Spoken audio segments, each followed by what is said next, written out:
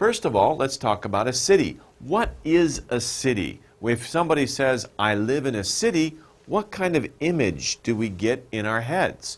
Well, the definition for city is a place where many people live and work. This is key, right? Many people live and work in a city. A lot of people. So as you can see, a city, this is a good picture of a city. A city has many tall buildings, right? These tall buildings are called skyscrapers because it seems like they scrape the sky. They're so tall they reach up to the sky.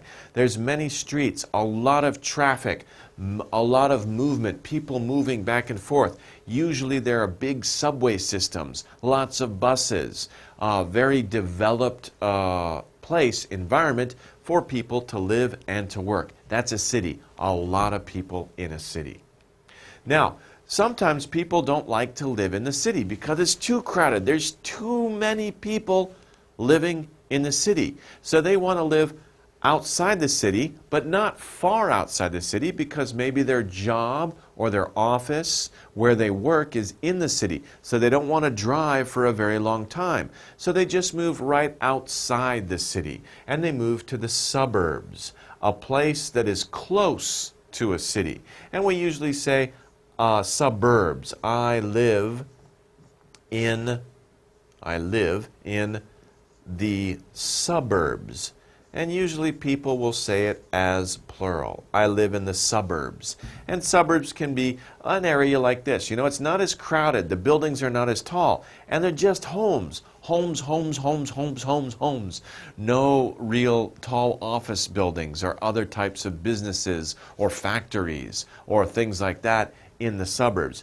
Suburbs are almost 100% homes. Yes, you have schools, fire stations, police stations, but mostly you have homes.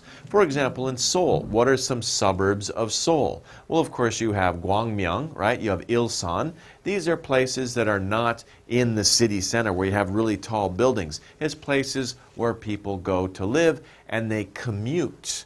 They commute to the city.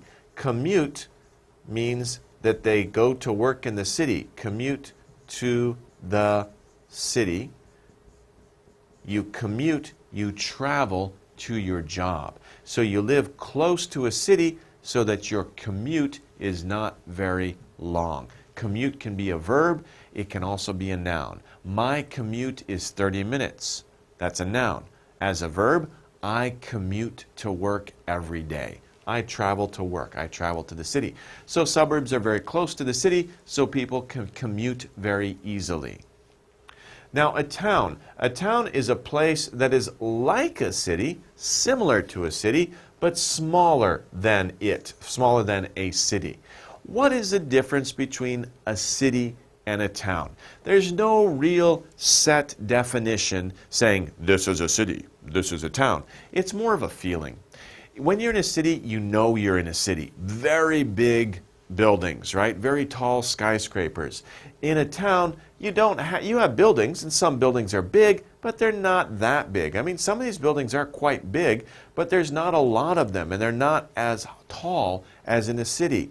There's not as many people in a town. Sure, you have streets, you have street lights, you might have buses, but maybe you don't have a subway system, or maybe the subway system is very small. So towns are generally smaller than cities, and towns are also friendlier, more casual, a little more relaxed. In cities, people are busy running around, right? And they seem to be a little rude, or they don't have a lot of time for other people. But towns are more relaxed, more casual, more comfortable. People are usually friendlier in towns than they are in cities. Okay, we can also talk about states, right? A state, of course, in a state, and this is a map of America, a state is a part of a country that includes villages, towns, and cities. A state can be very big, like Texas, or it can be a small state like Rhode Island over here. They're just large areas of land, and inside the state there are cities, towns, and villages. Village, by the way, is a very, very small town. Maybe only a few, 50 people live there, 100 or a few hundred people live there. That's a village, very small town. And of course, each state has one city that is the capital of that state, right? So for example, Nevada, Reno is the capital of Nevada, right? Or for example, California, Sacramento would be the capital of California. These states all have a capital city, one city that is the most important, right? That's their capital city. But they also have towns, they have villages, and of course many cities have suburbs. But this is a good map of the United States showing all the 50 states. These are 48 states altogether, and then the 2 extra states. Alaska's up here, Hawaii's over there, out in the Pacific Ocean. Okay. Location. Of course, we're talking about location. Location, location, location is very important. A place where something or someone is. So something or someone, where is that person? Where is that place? That is the location. So what is the location of New York City? It's right there. That's the location. You look at a map and you can find it. Now, where is my location? My location, of course, I can find on a map. This is my location. If you look at a map, you can look at your cell phone, right? Open the Maps app, and you can find your location. It shows you. It's a little triangle showing you your location on the map. So it's a place where something or someone is. That is location. Border. We saw, remember the map that we saw of the United States, the 50 states? We saw lines between all the states. Those are borders. Borders are lines that are between countries or states. A line that is between countries or states. Because you have to know your location. Are you inside the border or outside the border? If you're in Belgium, are you inside Belgium or are you outside Belgium, right? You know that if you know where the border is, right? If you're inside Belgium, you're here. If you're outside Belgium over here, you're in another country. You're in Germany, right? And also in Belgium, you can see the national borders and you can see the state borders, or I'm not sure what they say. They may not say states in Belgium, but they have the regional borders too. So you have national borders, and you have state borders or province borders. Some countries don't say states, some countries say province, right? Like Canada. They have different provinces.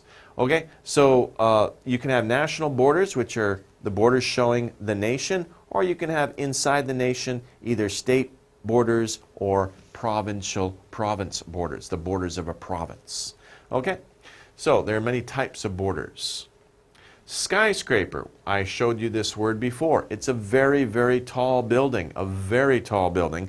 Reaches up. It almost, if you're standing, you look up at it, it looks like it reaches up to the sky. It's a very, very tall building. New York City has many, many skyscrapers downtown. Many other big cities have very tall skyscrapers. Lesson 13. City, town, and suburb.